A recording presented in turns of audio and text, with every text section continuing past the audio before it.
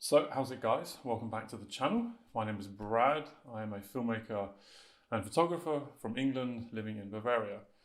Godox recently reached out to me and asked me to review their GM55 4K touchscreen monitor.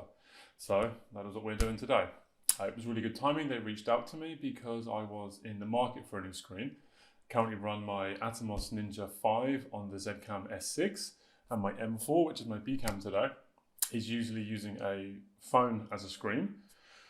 I do have another proper HDMI screen, but it's very old and not very good and draws a lot of power and batteries go flat. So I tend to use my phone screen with this one, often on the gimbal, which the wireless connectivity is very good, but nevertheless, it was time to get a new secondary monitor for the M4.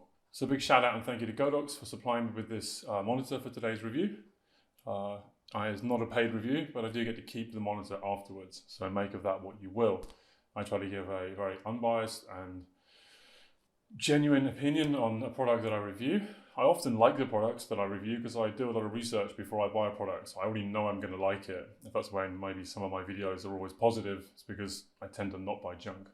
So let's run down some quick features of this thing. It is a 4K monitor with a 1080 HD touch screen, full HD touch screen. This means the display has 1920 by 1080 pixels. The 4K part comes from the 4K input. It'll take a 4K input and it'll output 4K, just like the Atomos will. But the screen itself is obviously 1080. A 4K in this screen would be unnecessary and ridiculously expensive and ridiculously high power draw, I'd imagine. 4K in and out, so like I said, it has a 4K pass-through. It also has 4K audio monitoring, so you can monitor the audio straight from the monitor, which is nice. You don't have to mess around with the little tiny Sony jack. Okay, this is also a tiny jack, but it's like right here, and you can plug it in. Also, sometimes if you're wirelessly monitoring or somewhere, either you're using a very long cable, you don't have to run a secondary cable or a secondary audio system. You can monitor straight out of here, which is really nice. It is full touchscreen operation. We will get into that. It does have some manual buttons as well, which I think is a really good feature. We'll go into those in a minute. And supplied with a hood, which is wicked. Check this out. Spring-loaded hood, which I will put on in a minute. We'll see it from the second camera. Folds down, acts as a sunscreen and a protector. Love this. I wish Atomos had something like this. For 650 euros, you think they could give you a bloody screen to cover to protect it and keep the sun off of it, but no, you have to buy one from Smoring, I think, plus the frame, which ends up working out like 160 euros just to keep the sun out. I'll just put my hand over it. So that's a really nice feature. Also comes with a cleaning cloth, a hot shoe 360-degree swivel bracket thing. The monitor has 1, 2, 3 locating pins, quarter 20 threads with ARRI locating pins. The swivel mount does not have locating pins, but it does have a very strong mount, and there is a little hole in the thumb wheel, so you can put the supplied Allen key through the thumb wheel and really wind it. Not too much, you don't want to rip the thread out of the screen, but I've got it really tight and it hasn't been a problem. So far when I've turned it, I've actually undone my hot shoe or my cold shoe mount that is on my cage on the A7 III here. Comes with a mini to HDMI cable and a micro to HDMI cable. The micro, I believe, is the one on the Sony right now, and both my Zcams run full HDMI to full HDMI, so there's no cable supplied for me there. I'm surprised there isn't a cable that is a straight HDMI to HDMI with 20 centimeters. This would be pretty useful. I have a ton of them, it's no big deal.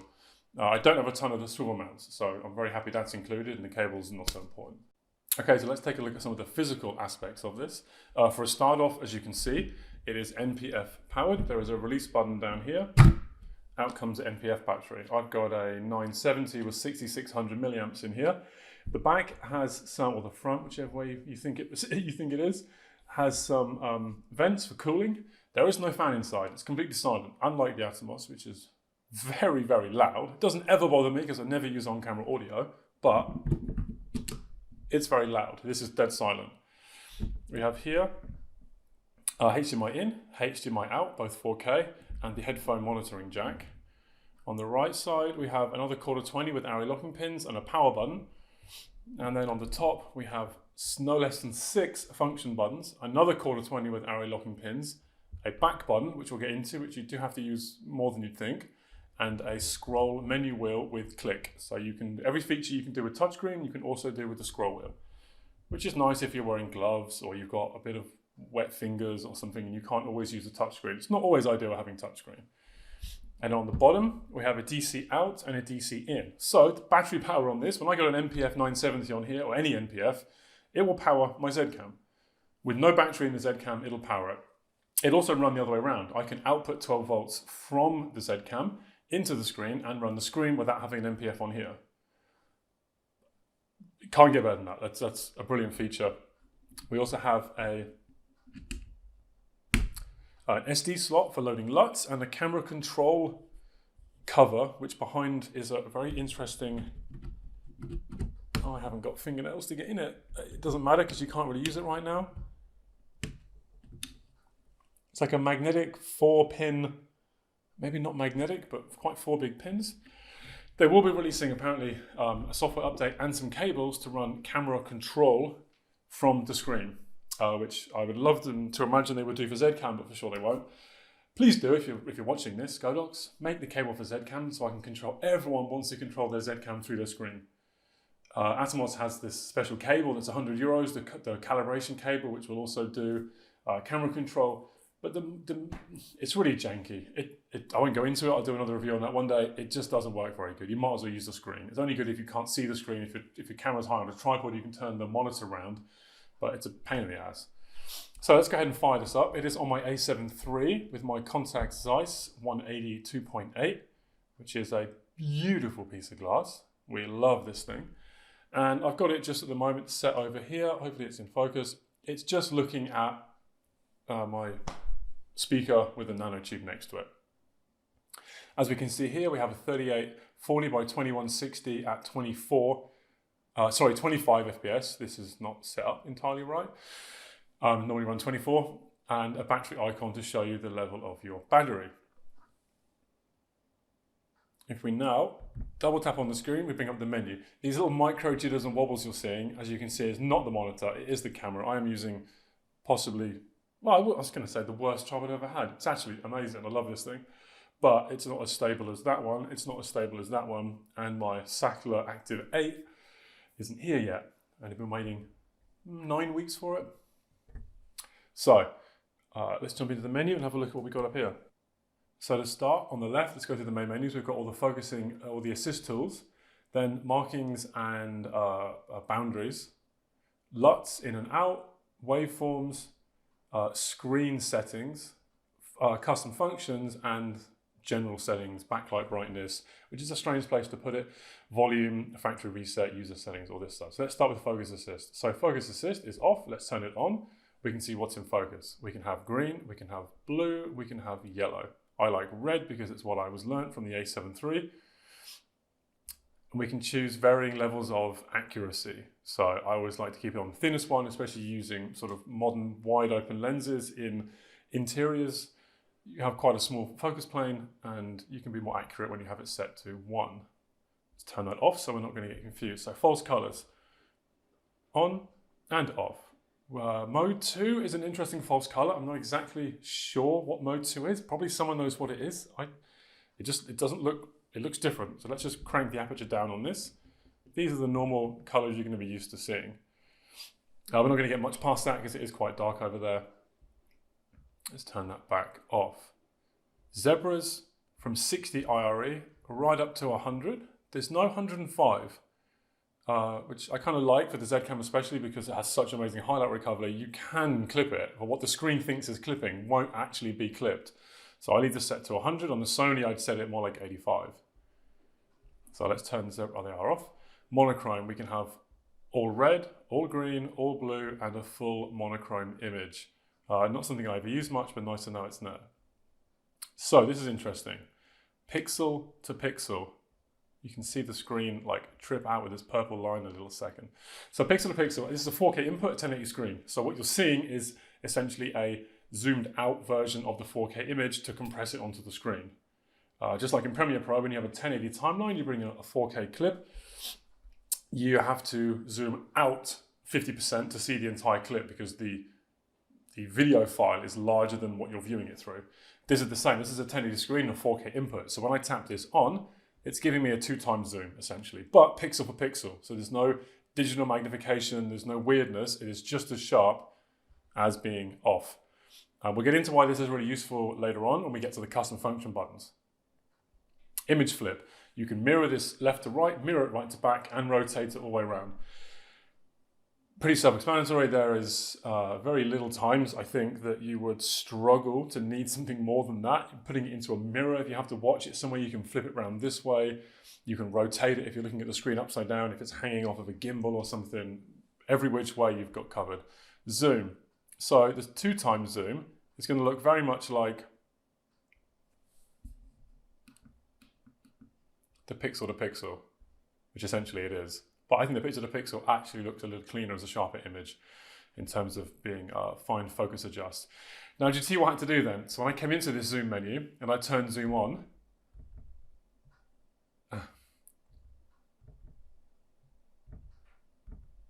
sometimes you can tap to get rid of the menu and other times not. So now I can move around and zoom out.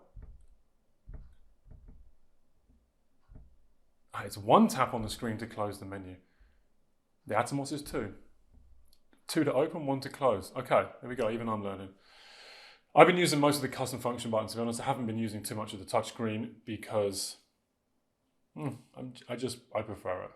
Camera control. This is obviously when it's going to be set up later on when they release cables to do camera control. This is something that I can't comment too much on now. Just hope that they do something for the Zcam. Battery tip is just giving you the battery icon in the top right, which is pretty unobtrusive and I would leave on most of the time. So let's get down to markers. So we've got a video aspect ratio. So we can change the actual aspect ratio. See, we go to 133.1. We're going to get a squashed because I'm not using an anamorphic lens. So they go through from 69, 59, 133 to 1, 1.5 to 1, 1.85 to 1, 2 to 1, and 235 to 1.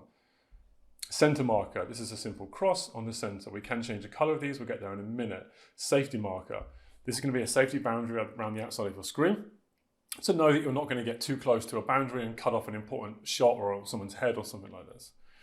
Again, I don't really use that too much. Marker matte, this is going to do the same as the safety marker, but with frames that are cropped to different aspect ratios, but keeping the original image the same. As you can see here, I'm running through these, the image is staying the same, it's just being cropped in and out. It's not changing your camera is still recording whatever setting it's in, Cinema 4K, OpenGate, 1080, whatever, it's still recording that. This just shows on the screen what you would be recording. It's a bit like safety margins without the outside view. Grid line, classic grid line, we've got 2 to 2, 3 to 3, 4 to 4, 5 to 5, 6 to 6. I've never even seen 5 to 5 and 6 to 6. 3 to 3 I would use most of the time. For pictures, for video, I don't use it so much. Marker color, we can then go and then change. All of those ones can be changed to universally be green, red, blue, yellow, or white. So let's close that. I would have to close it, we just go to LUT. So LUT, you just chuck in your 3D or cube LUTs onto the SD card, bang it in, load LUT. As you can see, load LUT. There's my LUT on, there's my LUT off, load LUT. Let's select LUTs. We select, let's try this one, select, turn it on, it will change. I've got them off because these are Zcam compensation LUTs and I'm using the Sony, so they're not really going to work. So I'll leave them off for now. To manage LUTs, you go import, and there's all the files on the SD card. Could not be easier. There's my Sedona. I like Sedona. Let's import Sedona. That is now imported. Let's load a LUT. Let's select. I'm hoping Sedona is there. Sedona is there. Let's turn that on. And there is Sedona. It's an orange tealy kind of LUT. Of course, there's no teal over there. It's just orange, but you get the idea. Very, very easier. I found the Atomos quite confusing to get LUTs loaded, which is quite embarrassing, but this is way, way easier. Oh, waveforms. So we've got loads of different waveforms. Let's turn waveform on. We've got a standard Y. So your brightness, YUV, brightness with, you'll see, wait, let me go back with blue and red.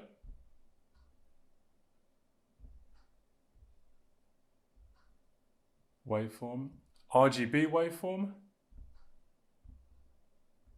When you go back to the menu every time, it loses where you were. This is a little frustrating. I will give them that. It's quite annoying. It should stay in this menu because you can't see your histogram until you close it. Then it appears. When you come back in, you're all the way over here and you have to go back to it again. Minor details. These are things that can be ironed out in a firmware update as well. So I'd assume minor things like this. Having vector scopes is really cool. Again, I don't use it too much, but it's there. And we can also go all waveform on. It crops the image down, makes it smaller so it doesn't crop it. It just shrinks the viewable output from the camera and then gives you a histogram, audio, a vector scope, and waveform in only luminosity. So let's turn it off because it does tend to fill the entire screen up. So we can select on the actual screen settings if we want to have 709 or original look. So I can put this now into 709 and you can see it brings it into more of a 709. I think it's an S-Log2, so it's not hugely far away. Again, I don't use this. I use my own LUTs. It's kind of like a built-in LUT. It's good if you're using a camera that you don't have a LUT for. Say you're sticking this on somebody's GH5 and they've got a certain profile and it's a log profile and you want to just view what it's like in 709, but you don't have any LUTs, you can just whack that on. Brightness, contrast, saturation, hue, sharpness. You want to leave all this on how it is. Color temperature, it's nice you can adjust color temperature a little bit. Although I don't know why I can't do that right now. And we can adjust individual parameters from all the colors. This is not something you need to mess around in much, but it's nice that it's there. The Atomos has none of these features. So function buttons, function 1, we just touched on function 1, and we can then choose what we want function 1 to be. So let's say we want, now this is where I get into the problem with the zoom. You can't set zoom to a function button. I have no clue why. Even up here, these two function buttons, 5 and 6, have zoom out and zoom in. To me, they're backwards. The first one should be in and the second one, oh, it is, sorry. I'm not sure why you can't do that. So you come to this menu, you go, okay, function 1, grid line, marker mat. So let's go from the beginning. Camera control, LUT switch, focus assist, false color, center marker, safety margin, grid line, marker mat, zebra, monochrome, freeze, pixel to pixel. There's your zoom. Image fillet, video aspect, waveform, all waveform, audio meters, and mute. Like literally everything except zoom. So I don't understand why that's not there, but you can get around it as long as you've got a 4K input. You set it to pixel, and then when I press 1, we go pixel to pixel. So it's giving me a straight readout from the sensor. Now I can hone in my focus much nicer. So that is the workaround it. I then have two to false colors, three to focus peaking, 3 to assist, zebras for 4, all waveforms for 5, and 6 is flip, just as a rotate. So that is all the buttons. We also have, like I said, this back button on top and the roll menu. So you can access the roll menu, and it's really responsive. You click one time to go in the next menu, then you click into this one, then you can go through to there, click it, and it will be on. We go back. So the scroll wheel actually works really nice if you're wearing gloves or something, and you can't be getting into the touchscreen, taking gloves off. I don't know, I haven't had wet hands with it yet, but you know it's like with your phone, when you've got a little bit of a wet finger and you're trying to do something, and it's just like, nah, not having it. I'd imagine this will be the same. It is, however, a glass screen. And heat-wise, it doesn't get hot. It is really not hot, nowhere near as hot as the Atomos. I got 4K coming into this, and it is, I wouldn't say dead cool, but so 35 degrees maybe or something. It's really nice. Anyone who has the Atomos knows how hot that thing gets. It absolutely, and the fan roars and it chews through batteries. The battery life on this is really, really good. I know it's not a recorder, but still. It is all plastic construction apart from the screen. Let's have a quick look at this plastic hood, which I think the best bit, my favorite bit about it is how easy it is to get on. No Velcro. I had an old one with Velcro. It had some clip you put on, then you Velcroed the thing around it. It's a bloody nightmare. It was a right pain in the ass.